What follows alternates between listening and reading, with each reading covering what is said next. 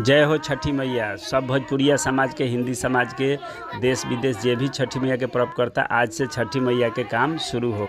आज छठी मैया के माटी आई, चूल्हा पारे के पट्टा दियाई, गेहूं धोए के काम शुरुआत कल जाई।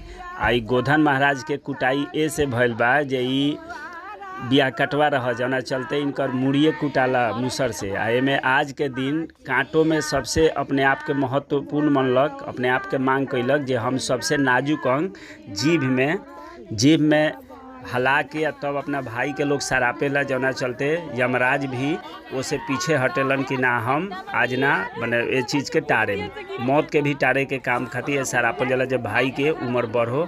आ पत्थरी आजे के दिन लोग रखी आ गंगा नहान का दिन पत्थरी भाई के खियावेला लो जो भाई पत्थर होको। सब माई बहन लोग मिल के आ देख ली उनकर कुटाई शुरू हो गए।